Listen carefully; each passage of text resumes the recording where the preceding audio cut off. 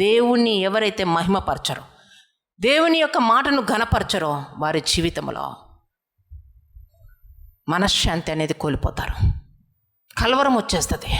కనుక ప్రతినిత్యము దేవుణ్ణి మహిమపరచాలి, ఘనపరచాలి. మంచి తీర్మానం తీసుకోండి. దేవుని యందు నమ్మకము కలిగి జీవించడానికి నిర్ణయం తీసుకోండి. అంతేగాని పై భక్తి వల్ల దేవునికి వచ్చే ఆనందము, సంతోషమే లేదు. ఒక ఖచ్చితమైన తత్వము, నమ్మకత్వము దేవుడు నీలో చూడాలా. ఎవరి మీద నమ్మకత్వము? దేవుని యందలి నమ్మకము. ఎటువంటి పరిస్థితుల్లో కూడా దేవుని యందలి విశ్వాసము, నమ్మకము నీ జీవితంలో చెదిరిగిపోవడానికి వీలేదు. ఎంత భయంకరమైన పరిస్థితి అయినా నమ్మకం మాత్రం నువ్వు తొలగించడానికి వీలేదు. విశ్వాసము, నా తండ్రి నాకు తోడుగా ఉన్నాడు, నా తండ్రి నన్ను విడుదల చేస్తాడు, నన్ను విమోచిస్తాడు, నన్ను రక్షిస్తాడు. ఈ నమ్మకం మనలో నుంచి ఏనాడు తొలగిపోవడానికి వీలేదు. కీర్తనలు 125 మొదటి వచనం. యెహోవా యందు నమ్మిక ఉంచువారు కదలక నిత్యము నిలుచు సియోను కొండవలే నుందురు. దేవుని యందలి నమ్మకం ఉంచిన వారు కదలక నిత్యము నిలుచు సియోను కొండవలే ఉంటారు. ఈరోజు నీ నమ్మకము ఏంటి? ఎందుకు మాటి మాటికి కదులుతున్నావు? కదల్చబడ్డానికి గల కారణం ఏమిటి? నీ నమ్మకంలో ఉంది ప్రాబ్లం.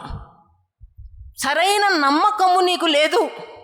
విశ్వసించువాడు కలవరపడ్డు, విశ్వసించువాడు కలవరపడ్డు. ఇంకా టెన్షన్ పడే విధంగా ఏదీ ఉండదు. కదల్చబడని విశ్వాసం మనం కలిగి ఉంటాం. ప్రతినిత్యము ఏది ఉన్నా లేకపోయినా దేవుణ్ణి ఆనుకునే విధముగా, దేవుణ్ణే ఆధారము చేసుకుని జీవించేవారిగా జీవిస్తాం. ఏదైనా దేవా నువ్వు ఇస్తే మాకు కావాలి, నీ చిత్తము కాకపోతే మాకొద్దు, అంతే. Very simple. నీ చిత్తమైతే నాకు కావాలయ్యా, నీ చిత్తమే కాకపోతే దానిలో ఏదో దోషం ఉంది, నాకొద్దు, నాకు అవసరం లేదు. కానీ నీ చిత్తమే జరగాలేసయ్యా, నీ ఉద్దేశమే నా జీవితంలో నెరవేర్చబడాలయ్యా. నా సొంతగా నేను ఏది కోరుకోవడానికి వీల్లేదు. ఆ రీతిగా మనము జీవించాలా. దేవుని అందరి నమ్మకం కలిగినట్లయితే దేనికి కదల్చబడ్డానికి వీలు. కదల్చబడినటువంటి విశ్వాసం మనలో ఉండాలా. చూడండి, దావీదు యుద్ధానికి సిద్ధపడుతున్నాడు. ఎవరి మీద? ఫిలిస్తీన్ల సర్దార్లో ఒకడైన మీదకి. దావీదు పర్సనాలిటీ ఏదో గొప్ప పర్సనాలిటీ కాదు. అతను సైన్యములకు అధిపతి కాదు. యుద్ధము చేయడము ఎరిగినటువంటి నేర్పరి కూడా కాదు ఒక దావీదు. యుద్ధాలు చేయడము నేర్చుకున్న వ్యక్తి కూడా కాదు. కానీ దావీదుకు ఉన్నటువంటి శ్రేష్టమైన లక్షణము ఏమిటి అంటే జస్ట్ దేవుణ్ణి ఆరాధిస్తాడు, దేవుణ్ణి ప్రార్థిస్తాడు. దేవునికి మహిమ కలుగునుగాక. దావీదుకు ఉన్నటువంటి శ్రేష్టత ఏమిటి అంటే ఆరాధించడం, అలాగనే దేవుణ్ణి స్తుతించడం, ఆ తర్వాత దేవునికి ప్రార్థన చేయడం, ముమ్మారు ప్రార్థన చేస్తాడు. ఒక సమస్య వచ్చింది ఇశ్రాయేలుకి. ఆ సమస్య ఏంటంటే ఫిలిస్తీన్ల సర్దార్లో ఒకడైనటువంటి భయంకరమైనటువంటి పర్సనాలిటీ. అంటే ఎత్తుకు ఎత్తు, లావుకు లావు, చూస్తేనే భయపడిపోతున్నారు, గజ ఉనికిపోతున్నారు ఇశ్రాయేల్. మీరు ఇశ్రాయేల్ అందరూ కూడా ఫిలిస్తీన్ల మీదకి యుద్ధానికి రానక్కర్లా, నన్ను ఒక్కడిని మీరు చంపితే చాలు, మీరు ఈ ఫిలిస్తీన్లందరి మీద జయం పొందుకున్నట్టు. అంటే ఎంత భయంకరమైన వ్యక్తిగా ఉన్నాడు, అంత సవాలు విసురుతున్నాడంటే. కానీ ఈరోజు మీ జీవితంలో కూడా భయంకరమైన సమస్యలు ఉన్నాయి. పెద్ద సమస్యగా కనపడుతుంది కదా. ఆనాడు ఇశ్రాయేలుకు వచ్చిన సమస్య కూడా పెద్ద సమస్య, ప్రాణాలు తీసేంత సమస్య, అపజయం పొందుకునేంత సమస్య. కానీ ఎవరైతే దేవుని పాదాలు ఆశ్రయిస్తారో, ఎవరైతే దేవునికి ప్రార్థన చేస్తూ ఉంటారో, ఎవరైతే దేవుని పాదాల దగ్గర స్తుతిస్తుంటారో, ఆరాధిస్తారో, వారికి ఏ సమస్యగా ఉండదు. దేవునికి మహిమ కలుగునుగాక. జీవము కలిగిన దేవుని ఎదుట ఆ సమస్య చాలా చిన్నగా కనిపిస్తుంది దావీదుకి. సైన్యములకు అధిపతి అయిన యెహోవా పక్షమున చూస్తున్నప్పుడు ఆ సమస్య చాలా తక్కువగా ఉంది. ఈరోజు నువ్వు పెద్ద సమస్యతో వచ్చావమ్మా ఇక్కడికి, నీతోనే నీతోనే దేవుడు మాట్లాడుతున్నాడు. నువ్వు అంటున్నావు ఈ సమస్యలో నేను చచ్చిపోతానంటున్నావు. ఎందుకు? ప్రార్థన చేయడం చేత కాదు కాబట్టి. ఈ సమస్య నన్ను చంపివేస్తుంది అంటున్నావు. ఎందుకు? దేవుని స్తుతించడం చేత కాదు కాబట్టి. ఈ సమస్యలో నేను ఉక్కిరి బిక్కిరి అయిపోతున్నాను, ఊపిరి ఆడడంలా. ఎందుకు? దేవుణ్ణి ఆరాధించేది చేత కాలేదు కాబట్టి. ఈ మూడు నువ్వు చేయడం లేదు కాబట్టి సమస్యను చూసి భయపడుతున్నావు, భీతి చెందుతున్నావు, అల్ప విశ్వాసం నీలోనికి వచ్చేసింది, ఎంతగానో వేదన పడుతూ ఉన్నావు. కానీ ఆనాడు దావీదు చిన్నవాడే కానీ సమస్యను చూసి భయపడ్డాలా? ఎవరైతే దేవుని పాదాలు ఆశ్రయిస్తారో వారికి ఏ మేలు కొదువై ఉండలేదని నమ్మిన వ్యక్తి దావీదు. అంత భయంకరమైనటువంటి సమస్యను డీల్ చేయడానికి దావీదు వేటి వైపు చూశాడంటే ఒక ఒడిశాలు పట్టుకున్నాడంట. 5 రాళ్ళంట, చిన్న చిన్న రాళ్ళు, గులకరాళ్ళు లాంటివి. అవి 5 ఏరుకున్నాడంట. 5 ఏరుకొని ఆ ఒడిశాలు ఇలా అనుకుంటూ వెళ్తున్నాడు. ఈరోజు మీ జీవితంలో సమస్యను ఎలా చూస్తున్నారో? నువ్వు డైరెక్ట్గా సమస్య చేస్తే సమస్య చాలా పెద్దగా ఉంటుంది. కానీ యేసయ్యలో నుంచి నువ్వు సమస్య చూడడం మొదలు పెడితే ఆ సమస్య అసలు నీకు కనిపించకుండా చేస్తాడు దేవుడు. దేవునికి మహిమ కలుగును గాక. యేసయ్యలో నుంచి సమస్యలు చూడాలా. నీకు సమస్యకు మధ్య యేసయ్యను పెట్టండి. ఈరోజు మనం ఏం చేస్తున్నామంటే యేసయ్య అసలు కనబడ్డు సమస్య వస్తే సమస్య రాగానే మోకరించి ప్రార్థన చేయండి. ఎందుకు ప్రభా ఈ సమస్య వచ్చింది? ఏ రీతిగా నేను ఈ సమస్యను నేను డీల్ చేయాలా? నాకు జ్ఞానం ఇవ్వయ్యా, నాకు వివేకం ఇవ్వు ప్రభా, నాతో మాట్లాడయ్యా అని ప్రభువుని ఆశ్రయించకుండా సొంతగా ఏదేదో చేసేసి ఇంత చిన్న సమస్యను అంత ఎక్కువగా చేసుకుంటారు. కానీ దావీదు జీవము కలిగిన దేవుణ్ణి ఆశ్రయించే వ్యక్తి. అందుకే ఎప్పుడు నేను చెప్తూ ఉంటాను, ఆత్మీయ తల్లిగా మీరు దేవుణ్ణి ఆశ్రయించేవారిగా ఉండండి చాలు. దేవుణ్ణి స్తుతించేవారిగా, కృతజ్ఞతాస్తుతులు చెప్పేవారిగా, ప్రార్థించేవారిగా ఉండండి చాలు. మీ సమస్యలు మీరే తీర్చుకోగలరు, మీ సమస్యలతో మీరే డీల్ చేయగలరు. సమస్యలను చూసి భయపడవలసిన అవసరం లేదు, సమస్యల్లో మునిగిపోవలసిన అవసరం లేదు, సమస్యల గురించి ఏడవలసిన అవసరం లేదు. దావీదు ఒడిశాలు పట్టుకున్నాడు, వెళ్తున్నాడా? కర్ర పట్టుకొని వస్తున్నావే, నేనేం కుక్కనా అంటున్నాడు. అయితే దావీదు ఒక మంచి మాట అంటున్నాడా? జీవము కలిగిన దేవుని నామమున నేను వస్తున్నా, మహోన్నతుని నామమున నేను నీ దగ్గరికి వస్తున్నా. మనము యేసు నామమును ధరించుకున్న వారిగా ఉండాలా. దేవునికి మహిమ కలుగును గాక. యేసు నామములో శక్తి ఉంది. యేసు నామములో శక్తి ఉంది. చాలామందికి యేసు నామంలో ఉన్న శక్తి తెలియదు. యేసు నామంలో స్వస్థత, యేసు నామంలో చీకటి శక్తుల నుంచి విడుదల, యేసు నామంలో బంధకణాల నుంచి విడుదల, యేసు నామంలో స్వస్థత. ఈరోజు యేసు నామమును ఎంతమంది ఉపయోగించుకొని వారి జీవితంలో ఉన్న సమస్యలు తీర్చుకుంటున్నారు. యేసు నామం.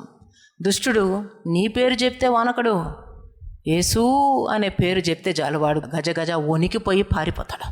దేవునికి మహిమ కలుగును గాక. సమస్యలు పారిపోతాయి. దేవుని నామమునకు ఉన్నటువంటి శక్తి అది. ఈరోజు చాలామందికి యేసు నామములో ఉన్నటువంటి శక్తి తెలియక భయంకరమైనటువంటి సమస్యల వలయాల్లో చిక్కుకుంటున్నారు. యేసు నామములో బంధించండి, యేసు నామములో విడుదల పొందుకోండి, యేసు నామముని బహుగా మీరు ప్రార్థనలో ఎత్తిపెట్టండి. యేసు నామం అంటే దుష్టుడు భయపడతాడు, వణికిపోతాడు. ఈరోజు చాలామంది జీవితంలో ప్రార్థనే కరువు అయిపోయింది. అందుకే కదా యేసు నామములో మేము అడుగుచున్నాము తండ్రి. యేసు నామములో, యేసు అనే నామము, ఆ పేరులోనే ఉంది శక్తి. కనుక ఆ యేసయ్యే మన హృదయాల్లో ఉంటే మనం ఎంత శక్తిమంతులము, మనం సమస్యలను తీర్చుకోగలం. ప్రతి సమస్యకు మన దగ్గర జవాబు ఉంటుంది కదా. ఆ యేసయ్యే మన హృదయంలో ఉంటే, ఆ యేసునామమునే మనం ఎత్తి పెట్టినట్లయితే మనకు అసాధ్యమైంది ఇంకేదైనా ఉందా? కనుక యెహోవా నామమున నేను నీ దగ్గరికి వస్తున్నాను. ఒకే ఒక రాయి పట్టుకున్నాడండి, ఒడిశాల్లో పెట్టాడు. చూడండి సమస్యను ఎంత ఈజీగా దావీదు డీల్ చేస్తున్నాడు. ఈరోజు మీకు సమస్యల్లో మీరు మునిగిపోతున్నారు.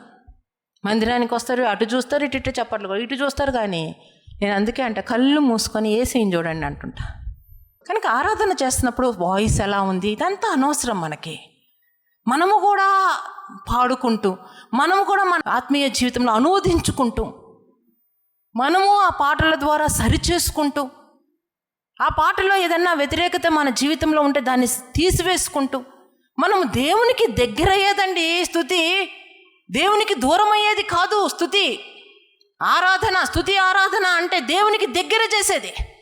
దానిలో శక్తి ఉంది. ఎటువంటి శక్తి ఉంది? గొల్యాతుని సంహరించే శక్తి స్తుతి ఆరాధనలో ఉంది. అది దావీదు ద్వారా రుజువు చేయబడింది. దేవునికి మహిమ కలుగును గాక. ఈరోజు స్తుతి ఆరాధన ఎవరు చేస్తున్నారు? నేను నా గదిలో చక్కగా దేవునితో ఆరాధన చేస్తా. నాకు తెలుసు నేను ఆరాధన చేస్తున్నప్పుడు దేవదూతల్ని నేను చూస్తా. దేవునికి మహిమ కలుగును గాక. నా వాయిస్ నచ్చకపోతే నాకెందుకు, మీరు మెచ్చకపోతే నాకెందుకు, నా దేవునికి నా స్వరం చాలా ఇష్టం. దేవునికి మహిమ కలుగును గాక. కనుక మీరు కూడా మనస్ఫూర్తిగా మీరు ఆరాధన చేయండి. ఎవరో ఆరాధన చేస్తాం వింటాం కాదు. ఎవరో ఆరాధన చేయడం ఏంటి, నువ్వు వినడం ఏంటి? నువ్వు ఆరాధన చేయాలని ప్రభుకి. వారి కోసం యేసయ్య ఎలా ప్రాణం పెట్టాడో, ఆరాధించే వాళ్ళ కోసం ఎలా రక్తము కార్చాడో, నీ కోసము కూడా దేవుడు రక్తము కార్చాడు. నీ కోసము ప్రాణం పెట్టాడు. నువ్వు కూడా దేవుణ్ణి ఆరాధించాలి మనస్ఫూర్తిగా. కల్వరీ టెంపుల్లో ఆరాధించే ప్రతి ఒక్కరు కళ్ళు మూసుకోవాలి. కళ్ళు తెరవడానికి వీల్లేదు. మీ కళ్ళ ఎదుట ఏ మనిషి కనబడడానికి వీల్లేదు. ఒకరే ఒకరు, ఎవరు? సిలువలో రక్తము కారుస్తున్న యేసయ్య మీ కళ్ళ ముందు కనబడాలా. యేసయ్యా నన్ను దర్శించేసయ్యా అని అడగాల. యేసయ్యా నువ్వు కారుస్తున్న రక్తము ద్వారా నన్ను కడుగేసయ్యా అనరా. నీ రక్తముతో నన్ను కడిగి శుద్ధీకరించేసయ్యా అనాలా. పవిత్రంగా పరిశుద్ధంగా నా హృదయాన్ని మార్చేసయ్యా అని చెప్పడగాల. ఇదే ఆలాపనగా నువ్వు ఆరాధిస్తూ ఉండాలా. నీ ఆరాధన ప్రభువు చెంతకి చేరాలా. పరిశుద్ధాత్మ దేవుడు నిన్ను మెచ్చాలని ఆరాధనలో. ఆ రోజు దావీదు చుట్టూ మ్యూజిషియన్స్ లేరు. అరణ్యంలో ఉన్నాడు, పచ్చిక బయల్లో ఉన్నాడు, ఒక సారిక చేసుకున్నాడు. మనస్ఫూర్తిగా హృదయంతో ప్రభువుని కళ్ళ ఎదుట ప్రతిష్ఠించుకొని ఆరాధిస్తూ ఉన్నాడు. ఆ శ్రేష్టమైనటువంటి దావీదు ఆరాధనలో ఎంత ధైర్యం ఉంది దావీదుకి, ఎంత ధైర్యం వచ్చింది. భయంకరమైనటువంటి గొల్యాతుని చంపడానికి కూడా సిద్ధపడ్డాడు. శత్రువుని హతమార్చడే శక్తి దావీదులోనికి వచ్చిందంటే అది కేవలం స్తుతి ఆరాధన వల్ల. దేవునికి మహిమ కలుగును గాక. ఈరోజు మందిరాల్లో అటువంటి స్తుతి ఆరాధన జరగాల. ఆ రోజు దావీదు ఎటువంటి స్తుతి ఆరాధన చేసి ఉన్నాడు, అటువంటి స్తుతి ఆరాధన ఆపేక్షించాలా, ఆ రీతిగా జరగాలి. అంతగా చక్కగా ఆరాధన చేసే దావీదు ఒడిసెల పట్టుకొని ఒక్క రాయితో కొట్టాడండి. తిప్పాడు ఒక్కటి కొట్టేటప్పటికి గొల్యాతు ముందుకు పడ్డాడు. మీరు స్తుతి ఆరాధన ఆ రీతిగా చేస్తే ప్రభుతో, ప్రభు పాదాల దగ్గర ప్రభువుని ప్రతిష్ఠించుకొని మీ కళ్ళ ఎదుట మీరు ఆరాధికులుగా మారినట్లయితే సమస్యను హతమార్చే శక్తిని మీరు పొందుకుంటారు. దేవునికి మహిమ కలుగునుగాక. సమస్యలు మీ ఎదుట ఇంకా నిలవలేవు. ఎటువంటి సమస్యలు, గొల్యాతు వంటి సమస్యలు కూడా మీ ఎదుట నిలబడడానికి ఇంకా వీల్లేదు. కనుక స్తుతిలో గొప్ప శక్తి ఉంది. స్తుతి స్థితిని మారుస్తుంది, మర్చిపోవద్దు. దావీదు స్తుతి చేయడం నేర్చుకున్నాడు. ఇంపైన రీతిగా తను దేవునితో సహవాసము చేసేవాడు, ప్రార్థించేవాడు, స్తుతించేవాడు. ఇంతే, ఇంకా దావీదు ఏమీ లేదు. వాక్యము చెప్పేవాడు కాదు దావీదు, దైవజనుడు కాదు దావీదు. అర్థమవుతుందా? ప్రవర్త కాదు దావీదు. అయినప్పటికీ తను దేవుణ్ణి స్తుతించే విధము, స్తుతి మీరు చేస్తుంటే మందిరములో అక్కడ ఉన్న దురాత్మలు పారిపోవాలి. ఇంకా దేవుని సన్నిధి ఆ రీతిగా మందిరములో ఆవరించాలా. దేవదూతలు అక్కడ సంచరిస్తూ ఉండాలా. ఇది స్తుతి. ఏ ఒక్కళ్ళు కూడా కల్వరీ టెంపుల్లో దిక్కులు చూడడానికి వీలేదు. మీ బ్రతుకులు మార్చుకోవడానికి మీరు మందిరానికి వస్తున్నారు. మీ స్థితిని మెరుగుపరుచుకోవడానికి మీరు మందిరానికి వస్తున్నారు. మీకున్న వేదన, బాధ, నష్టము, కష్టాన్ని తీర్చుకోవడానికి మందిరానికి వస్తాయి. అయితే ఏం చేయాలా? సమీపించి ప్రభు యొక్క మాటలు ఆలకించి దాని ప్రకారము జీవించాలి. ఆరాధనగా చూడండి. ఆరాధన మీరు చేస్తే పెదవి విప్పి గొంతెత్తి ఆరాధన చేయండి. నీ ఆరాధన ప్రభు సన్నిధికి చేరాలని పూర్ణ ఆత్మతో, పూర్ణ మనసుతో ఆరాధించండి. ఆత్మతో, సత్యముతో ఆరాధించండి. రోజుందా ఈ ఆరాధన? ఉందా? ఆత్మతో సత్యముతో ఆరాధించడం, ఆత్మతో సత్యముతో ఆరాధించడం, దేవుని వాక్యము కలిగి వాక్య ప్రకారము జీవించే ఆరాధన. అలాగనే ఆత్మలో ప్రభువుని ప్రతిష్ఠించుకొని జీవించే ఆత్మతో సత్యముతో చేసే ఆరాధన. ఇది యేసయ్యకు ఇంపైన సువాసన కలిగినటువంటి ఆరాధన. మందిరాన్ని ఇబ్బందుల పాలు చేయొద్దు. మందిరము అది యేసయ్య మందిరము, పరిశుద్ధ మందిరము. ఆరాధన చేస్తున్న ప్రతి ఒక్కరూ అనాలోచనంగా ఆరాధన చేయొద్దు. కనుక కళ్ళు మూసుకొని యేసయ్యని ప్రతిష్ఠించుకోండి. రక్తము కారుస్తున్న యేసయ్యని మీరు చూడండి. ఆరాధనలో శక్తి ఉంది. ఇక్కడ దావీదు స్తుతి ఆరాధన చేస్తూ గొల్యాతును సంహరించాడు. గొల్యాతుని చంపివేయడం వల్ల ఆనాడు ఇశ్రాయేల్ అందరికీ దావీదు సంతోషాన్ని ఇచ్చాడండి, సమాధానాన్ని ఇచ్చాడండి.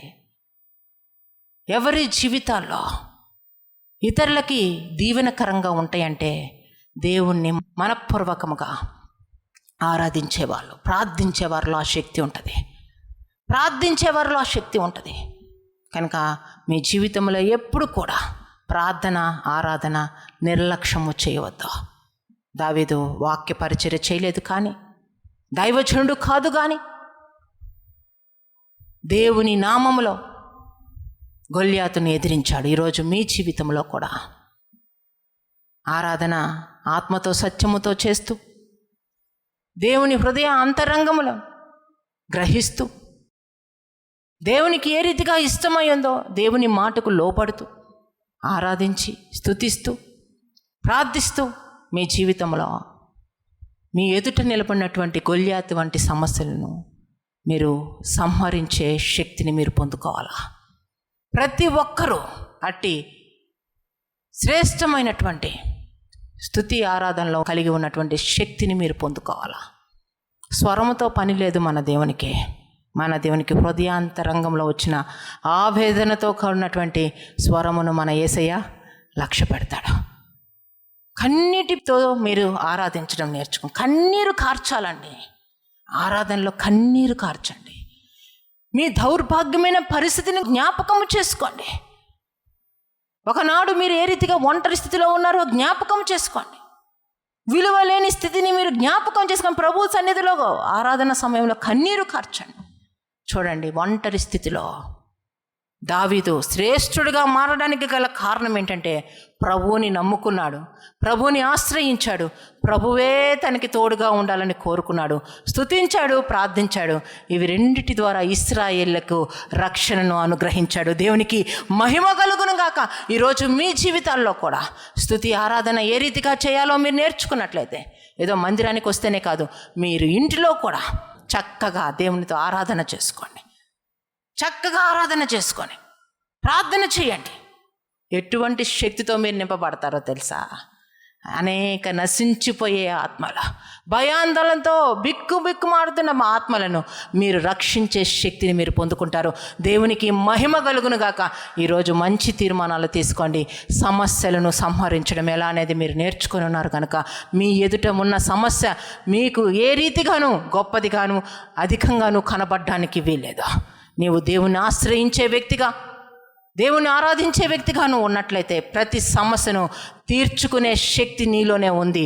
కనుక ప్రభువా, ప్రాణాత్మ దేహములతో నిన్ను ఆరాధిస్తానయ్యా, స్తుతిస్తానయ్యా, నీకు ప్రార్థిస్తానని మంచి తీర్మానాలు తీసుకోండి. దేవునికి మహిమ కలుగును గాక. ప్రార్థన చేద్దాం.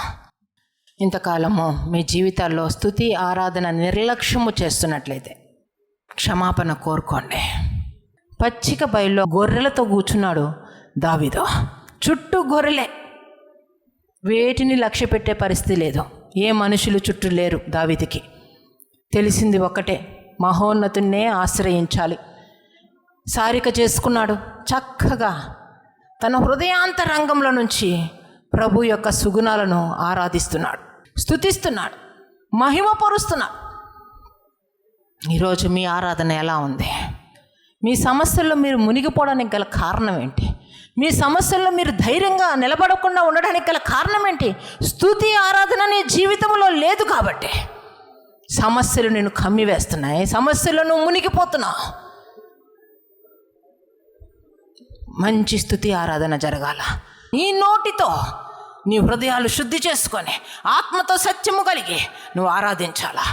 నువ్వు దేవుని స్తుతిస్తే చాలు, గొల్యాతులు సంహరించబడతాయి. గొల్యాతి వంటి స్వభావాలు మారిపోతాయి. ఈరోజు నీ కుటుంబంలో గొల్యాతి వంటి స్వభావాలు మనుషుల రూపంలో ఉన్నారు. అవి మారాలంటే, వారి జీవితాలు తారుమారు అవ్వాలంటే నువ్వు స్తుతించాలా, గణపరచాలా, నువ్వు ప్రార్థించాలా. ఈరోజు వరకు నీ జీవితంలో సమస్యగా ఉండడానికి గల కారణం ఏమిటో తెలుసా? ఆత్మతో సత్యముతో ఆరాధించడం మానివేశావు కాబట్టి, ఆరాధన యొక్క విలువ తెలియలేదు కాబట్టి. దావీదు మంచి ఆరాధకుడు, దేవుణ్ణి మనపూర్వకముగా ఆత్మలో ఆరాధించే వ్యక్తి. గొల్యాతుని ఎంత సులువుగా సంహరించాడండి. మనము కూడా మన జీవితంలో ఆరాధించేవారిగా, ఎలుగెత్తి ప్రభువుని ఆరాధిస్తూ కన్నీటితో ఆరాధించేవారిగా మనం ఉన్నట్లయితే గొల్యాతు వంటి స్వభావాలు నశించిపోతాయి. గొల్యాతు వంటి పాపములు కరిగిపోతాయి. గొల్యాతు వంటి సమస్యలు కరిగిపోతాయి, కనిపించకుండా పోతాయి. దావీదు నమ్ముకున్నది రెండే: ఆరాధన, ప్రార్థన. ఇవి రెండే కలిగి ఉన్నాడు. తన జీవితంలో గొల్యాతుని సంహరించాడు.